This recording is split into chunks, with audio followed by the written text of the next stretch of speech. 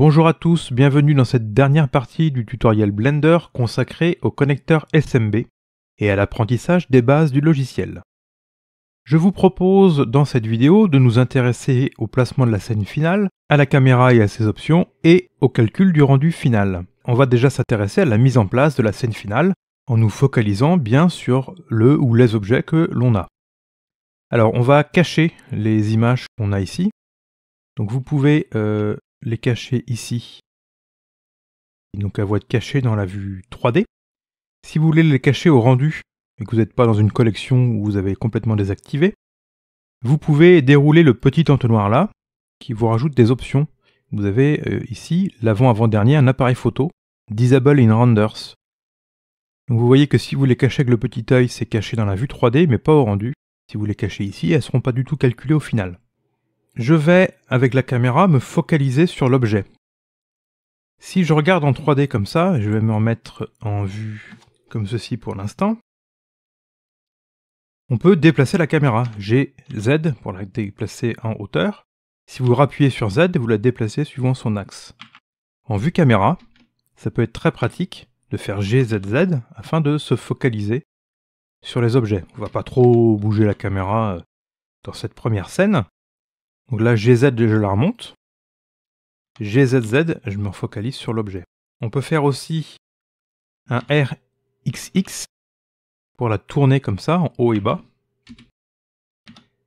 RXX et GZ afin d'être plus rasant, si vous voulez, comme ceci. On peut dupliquer un de nos objets, histoire d'en avoir au moins deux dans la scène. Donc en vue de face, je peux faire Shift D pour le déplacer devant, comme ça, X. Et puis on va pouvoir le coucher, je me mets en vue de côté. Et je vais mettre cet objet là, comme s'il était un peu couché sur la table, quelqu'un l'avait renversé. Ou juste pour la démo, pour voir ce qu'il y a derrière. GZ. R. Alors si je fais juste R comme ça en vue de côté, j'ai pas besoin de faire RX ou RY. Je sais que ça va pas être tourné suivant l'axe qui vient vers nous. GZ, voilà. En vue caméra, on peut déplacer les objets. Donc j'ai Shift Z pour être sûr d'être sur le plan, vu qu'ils sont déjà posés. Je vais reculer un petit peu celui-là. J'ai Shift Z, on peut mettre celui-là là. Et puis on peut en mettre un peu derrière. Shift D, avant de le déplacer. Et puis RZ, si vous voulez le tourner. RZ, hop. J'ai Shift Z. Il peut être là. Et puis on peut en mettre encore un autre. Shift D derrière comme ça. Le tourner, voilà. Donc on compose une petite scène avec quelques éléments très simples. Celui-là, je vais le rapprocher un petit peu ici. Voilà. Je vais remonter un petit peu ma caméra. Voilà. Et puis je vais agrandir le plan, histoire de ne pas voir trop ce qu'il y a derrière, voire même pas du tout. Comme ça, on ne verra pas l'environnement factice qu'il y a derrière. On sera juste comme si on était sur une grande table ou un grand plan de travail. Voilà pour une petite mise en scène très simple, il n'y a rien, tout est un peu au hasard, mais histoire d'avoir des objets. Pour avoir plus de réalisme dans cette vue finale, par rapport à l'aperçu du rendu par exemple, on va pouvoir mettre de la profondeur de champ. Si vous sélectionnez la caméra, vous allez dans les options de la caméra, vous pouvez déjà afficher les Safe Areas, qui sont les zones où il faut éviter d'avoir trop des objets ou des informations, donc c'est les zones qui sont sur le bord de la caméra. Et vous pouvez cocher Depth of Field, donc la profondeur de champ, qui va nous rajouter un flou dans les zones qui sont hors de la profondeur de champ. Si on baisse la distance, par exemple à 10 mm, ça veut dire que tout ce qui va être net va être très proche de la caméra, à 10 mm. Donc nous, en profondeur de champ, tous nos objets là vont être flous. Si vous mettez une distance plus éloignée, donc là 100 mm, 10 cm, les objets vont commencer à être flous à partir de 10 cm. Vous pouvez aussi agir sur le f-stop. Donc il y a un petit tooltip en français, si la valeur est basse On aura plus de flou. Si la valeur est élevée, on aura des images plus nettes. Donc si vous mettez par exemple 0,1 pour exagérer, tout va être complètement flou. Si vous mettez 10, tout va être complètement net. Et puis aussi, on peut se focaliser sur un objet. Ici, on peut choisir la petite pipette, et puis on va dire qu'on va se focaliser sur cet objet-là. En mettant un f-stop pas trop élevé, histoire d'avoir un peu de flou. Donc tout ce qui sera non focalisé à la même distance que cet objet-là, passera dans le flou. Je vais baisser un petit peu cette valeur-là, histoire de mettre un petit peu plus de flou sur les autres objets. Puis on verra au final que ça va nous apporter un petit peu plus de réalisme, comme si on prenait une vraie photo. Si vous voulez, vous pouvez diminuer la taille de vos carreaux de carrelage aussi, sachant que c'est des tout petits objets. Des joints de carrelage, c'est quoi? C'est 2 mm en général, le pied faisant 1 mm. Là, on est correct au niveau des dimensions. Voilà pour la caméra, et puis pour la petite mise en scène. Je vous propose maintenant de passer au calcul final. Il faut aller dans les options du render properties ici, et il y a au moins 2 options à régler correctement. La première option concerne le sampling. Le sampling, ça va être le nombre d'échantillons qui vont être calculés, histoire de diminuer le bruit de calcul. Dans une scène où vous avez beaucoup de matériaux plastiques, vous pouvez mettre 64 sans problème. À ça, on va rajouter du denoising, un débruitage. Les génériques que j'ai fait pour ma chaîne sont calculés en 64 avec un filtre de débruitage, et ça passe très bien. Lorsqu'on va avoir beaucoup de reflets de lumière, beaucoup d'objets réfléchissants comme ça, des objets transparents, avec de la transparence de verre, il va falloir augmenter le sampling parce que les calculs sont plus compliqués pour le logiciel, il y a beaucoup plus de rebonds de lumière, donc beaucoup plus de sources de bruit. Donc on va laisser 128 pour le calcul avec nos multiples réflexions. Et à la fin de cette vidéo, je vous proposerai un petit comparatif rapide sur plusieurs valeurs de calcul et plusieurs options réglées. Dans la viewport, donc c'est-à-dire le nombre de samples dans la viewport, est réglé actuellement à 32. Comme je vous disais dans une vidéo précédente, il y a des options pour débruiter dans la viewport que moi je ne peux pas activer parce que c'est dépendant de la carte graphique. Et ma carte graphique n'est pas compatible. Mais à partir de la version 2.9 de Blender, on pourra activer des options dans la viewport sans avoir besoin d'une carte graphique qui soit de toute dernière génération. La deuxième chose à régler, c'est l'adaptive sampling. Il faut absolument cliquer là. C'est une option de Blender 2.82, je crois. Donc c'est très récent. L'adaptive sampling pour le calcul final, en laissant les 2 options par défaut, va détecter le niveau de bruit sur des calculs, et lorsqu'il a atteint un niveau de bruit qui est tout à fait correct, il va arrêter le calcul. Il ne va pas forcément poursuivre le calcul jusqu'à 128 échantillons. Donc ça vous permet d'accélérer le calcul. On verra qu'on peut gagner 15% de temps environ sur un rendu avec 128. Tout ça évidemment pour avoir la même qualité au final. Et puis dernière option à régler, qui va concerner plus les performances de la machine. Un peu plus bas, c'est dans Performance et dans Tilts. Lorsque vous allez faire le calcul final, le logiciel va calculer dans des petits carrés. Si vous faites le calcul sur le processeur de votre ordinateur, le CPU, il faut faire des calculs dans des petits carrés de 32 par 32, parce que les processeurs sont prévus pour faire très rapidement des petits calculs. Donc on lui donne à calculer des petites zones. Si vous avez la chance d'avoir une carte graphique très performante, d'avoir activé CUDA, par exemple pour les cartes graphiques NVIDIA, vous pouvez mettre des grandes zones de calcul, par exemple 256 par 256.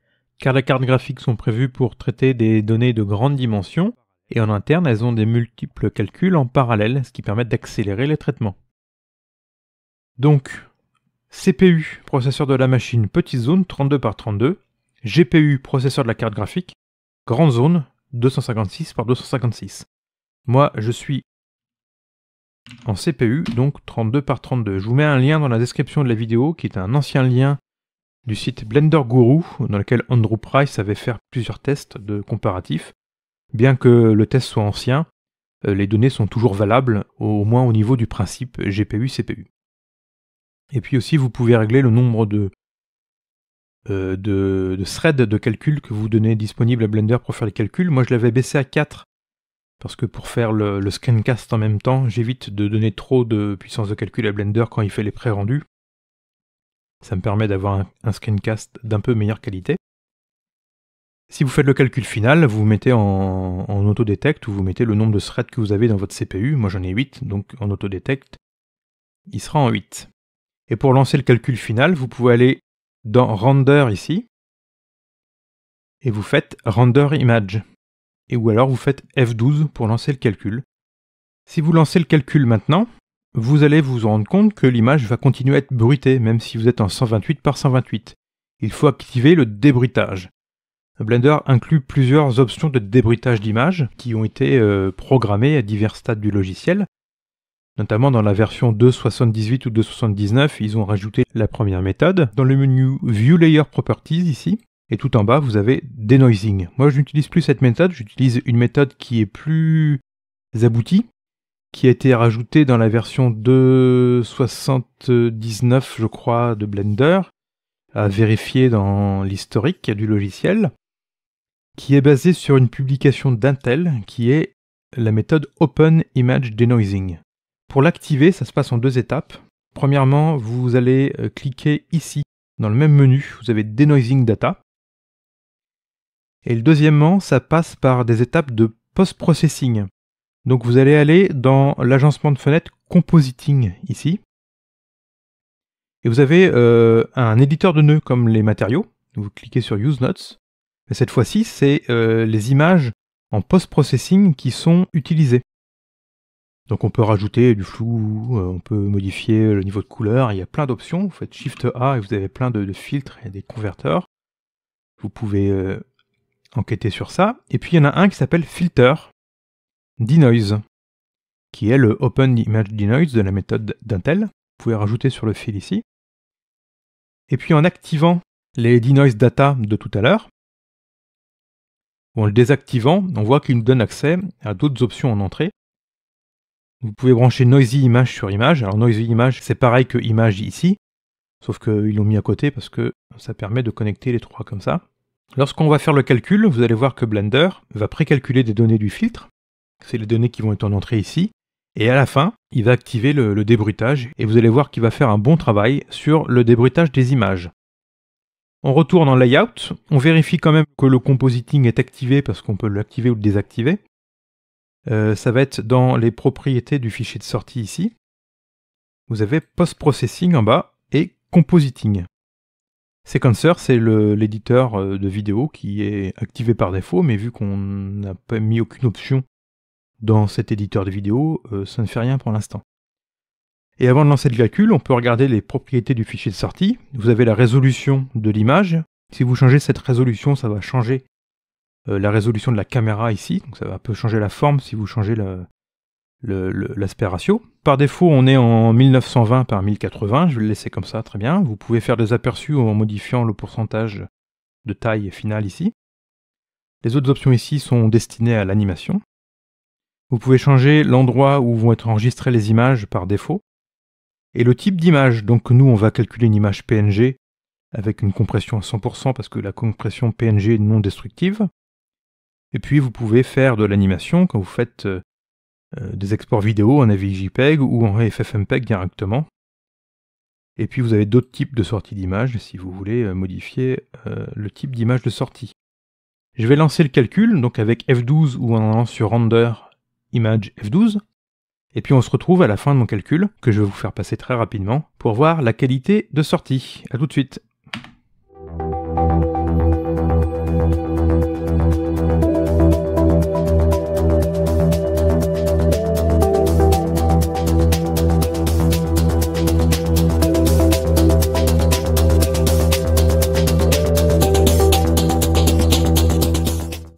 Voilà, mon calcul s'est terminé. Vous voyez qu'il commence le compositing. Initialing Execution, et puis le calcul de l'image a pris en tout 6 minutes 22. Ça dépend évidemment des performances de la machine. Avec des meilleures performances, ça prendrait moins de temps. On peut zoomer un petit peu sur cette image et voir que l'image conserve encore parfois un tout petit peu de reflet ici de bruit. Sur les zones qui sont bien plates, c'est correct. Alors on pourrait encore augmenter le niveau de calcul, pour que dans les petites zones un peu compliquées comme ça, il y ait encore un petit peu moins de bruit. Mais disons que d'un point de vue global, c'est tout à fait satisfaisant pour une première approche. Tout dépend de ce que vous voulez obtenir, évidemment, des performances. Autre remarque, on voit que la profondeur de champ a bien fonctionné, que le fond est bien flou, que les objets qui commencent à être dans le fond ou qui sont trop proches ont un petit flou réaliste. Alors pour enregistrer l'image, il suffit de faire Alt-S. Vous avez un petit menu qui s'ouvre et puis vous pouvez enregistrer votre image en changeant son nom, smb.png, et puis vous pouvez l'enregistrer dans un sous-répertoire. Il prend le temps d'enregistrer le fichier PNG, donc en 1920 par 1080, c'est pas instantané. Voilà, je vous propose un petit comparatif maintenant concernant plusieurs niveaux de sampling pour le calcul et plusieurs options cochées ou décochées. J'ai fait 3 tests, 32 samples, 64 samples et 128 samples, sans et avec débruitage, et puis ensuite j'ai ajouté l'adaptative sampling afin de pouvoir comparer les performances sur le temps de calcul. Avec 32 samples et sans débruitage, on voit la granularité du bruit de calcul. Si on rajoute le débruitage, l'image est considérablement améliorée et le bruit est quasiment supprimé. On voit quelques artefacts qui apparaissent dus à des présences de bruit un petit peu trop élevées dans certaines zones, surtout dans les zones à reflets. Si on active l'adaptative sampling, la qualité de l'image est équivalente, mais on a gagné du temps. Même comparaison avec 64 samples, sans débruitage, il y a déjà un petit peu moins de bruit. Le débruitage améliore considérablement l'image et même topo, avec de l'adaptative sampling, on peut gagner du temps de calcul. Et puis avec 128 samples, on arrive dans des raffinements et il est quasiment impossible de voir des artefacts de calcul sur l'image débruitée. L'adaptative sampling avec 128 samples nous permet de gagner à peu près 15% de temps. Vous pouvez mettre la vidéo en pause pour comparer par vous-même. De plus, si vous avez une machine plus performante que la mienne, les temps de calcul vont être beaucoup plus courts chez vous. Et vous pouvez même augmenter le nombre d'échantillons de base afin d'avoir encore moins de bruit. Voilà, cette première série sur le connecteur SMB mâle est terminée. J'espère que vous avez appris beaucoup de choses. Je vous proposerai bientôt la deuxième version de la deuxième partie de cette série, c'est-à-dire le connecteur femelle et le câble, avec d'autres choses nouvelles que nous allons voir. Amusez-vous bien!